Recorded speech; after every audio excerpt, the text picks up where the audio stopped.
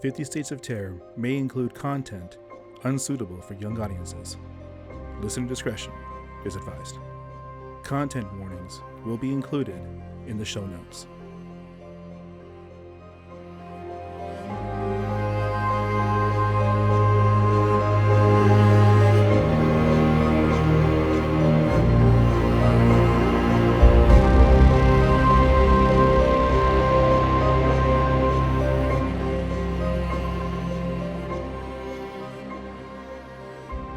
This is Guam, the Mariana Trench.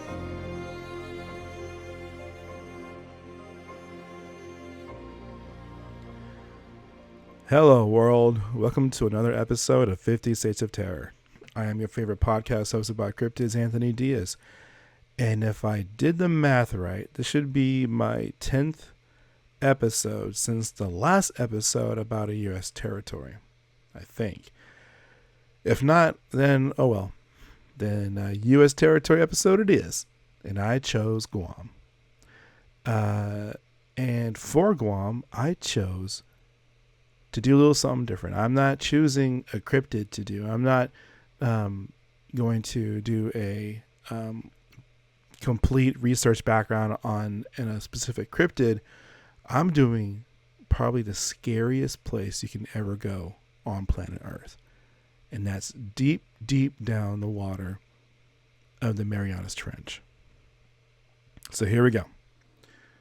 And now, this may be a little confusing, but I'm going to attempt to explain how Guam became an organized, unincorporated territory of the United States, which means that it has land under federal sovereignty, I think is how you pronounce that.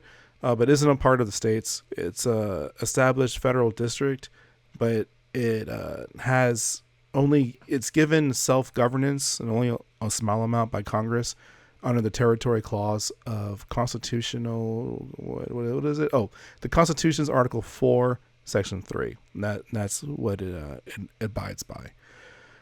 So in a nutshell, Guam has a delegate in the House of Representatives, but cannot vote on the floor, nor any citizens of Guam can vote for general elections for president of the United States. And if you remember the American Samoa episode, you know how it just, in my opinion, it's just kind of like devastating to the people who are under our governance, I guess. So by my understanding, Guam is technically its own governing nation and are considered American citizens. So again, technically a citizen of Guam can come to the U.S., establish some sort of residency, and vote in all elections. They just cannot extend the voting rights while in Guam. But the Uniformed and Overseas Citizens Absentee Voting Act, and I have no idea why they name things so freaking long, it allows for some citizens residing overseas to vote by absentee ballot, even if they are in a U.S. territory. So this gets a little muddy. When you talk about uniformed service members of the military who can join from a U.S. territory, have a duty station inside the U.S., but have residency in the U.S. territory, they can still vote. But other than that, other citizens, they can't. And if I remember correctly, a citizen of Guam can come to the U.S., join the U.S. military, be assigned a duty station at Guam, and still, be able to vote in general elections. But once they leave the military, can no longer vote. And that's just weird to me. But let's see. Guam became a territory of the United States effective April 11th, 1899.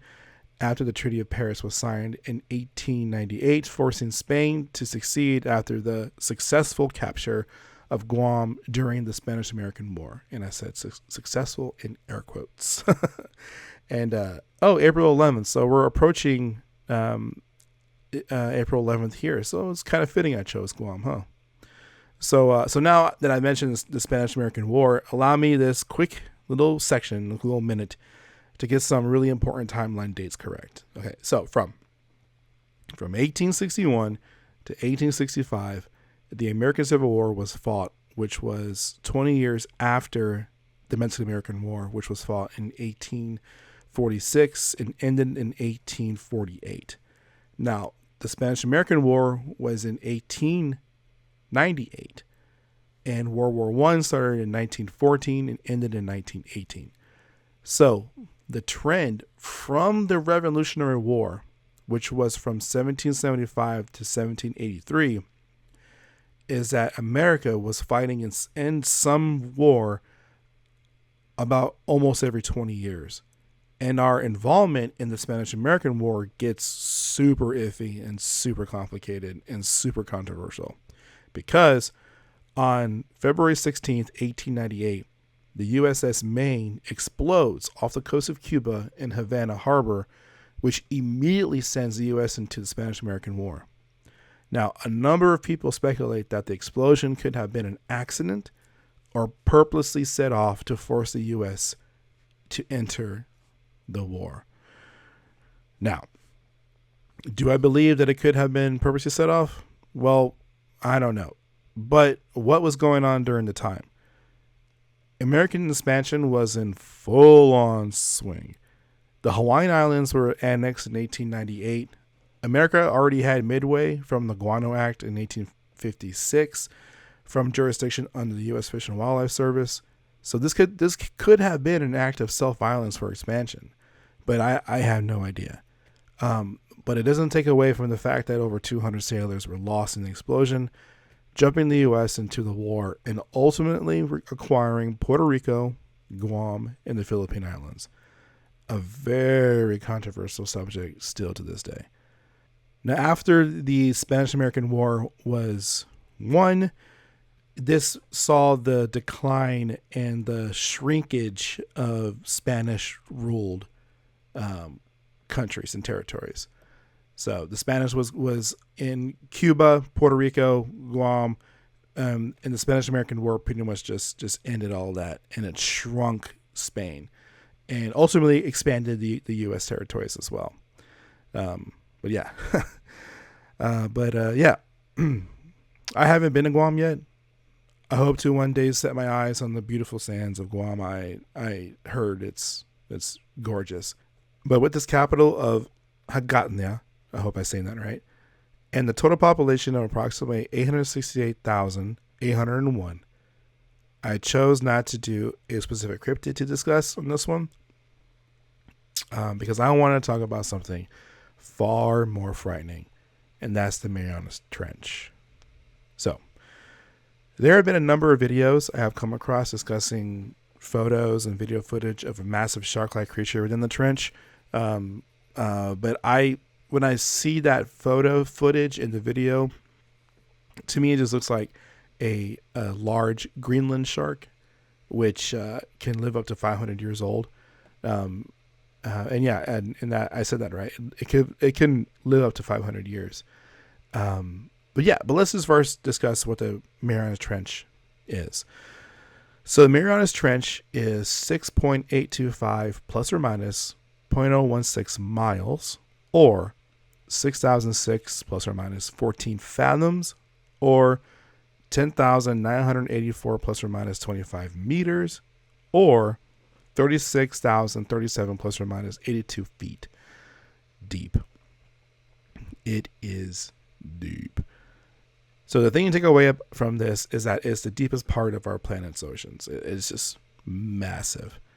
Now, I don't remember when I developed thalassophobia. If you don't know what that is, thalassophobia is like the fear of open waters in the deep ocean. Because at one point, I loved the open waters. I love the ocean. But recently, pictures of like mysterious dark deep waters just gives me anxiety for some reason now. Perhaps I've been studying what can lurk underneath the water surface a little too closely for a little too long. I have no idea. But that didn't stop James Cameron, the film director, from reaching the bottom of the trench in a sub called the Deep Sea Challenger. Yeah, not a scientist, a film director. But hey, if the guy was willing to do it, I'm pretty sure they're like, yeah, man, you go ahead, man. So, what could be swimming in the open darkness? The list is actually diverse. So, to name a few, the frilled shark, the dumbo octopus, the black sea devil, the vampire squid, the goblin shark, anglerfish, comb jellies, and giant osteopods. Now, if you were to pause and look up some of these creatures that glide their way to the deep waters of the Mariana Trench, you would probably say to yourself, the goblin shark? Doesn't the goblin shark look like it belongs in the list of cryptids? But it's there. It's just swimming around with its oblong fanged teeth, and it's so ugly that it's incredibly rare to see. But let's just say hypothetically, say that before the age of cameras and submarines, what if humans were able to just plop down deep enough to catch a glimpse of this thing, of the shark? I don't think anybody would really believe them. So what does that mean for the plausible, possible thing? Like a sea dragon plesiosaur type creature, tucked away in, underwater hiding spots, miles under the water, or maybe in Lake Loch Ness. That is where my mind immediately goes. Because between space and the ocean, we know more about space than we do about the ocean.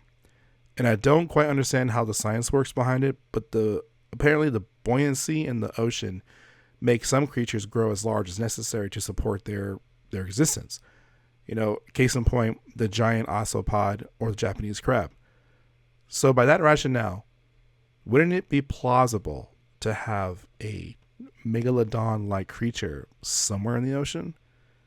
Or how about a ship swallowing kraken?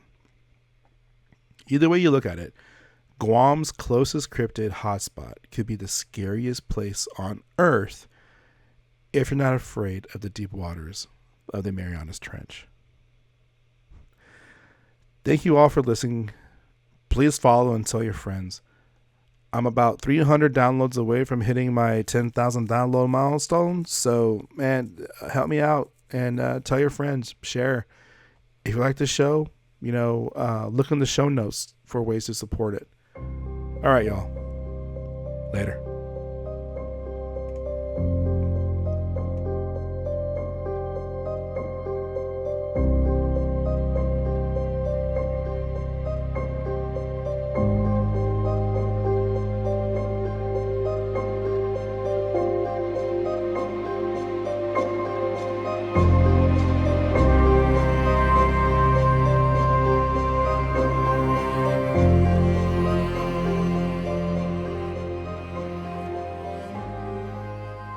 This has been an episode of 50 States of Terror, brought to you by your host, Anthony Diaz.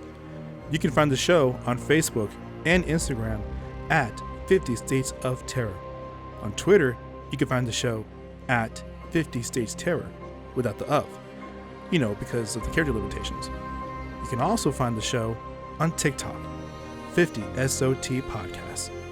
Email at the50SOT@gmail.com. That's the 50SOT@gmail.com. And of course, if you want to support the show, please, you may at patreon.com/50 States of Terror. Thank you and happy hunting. Later.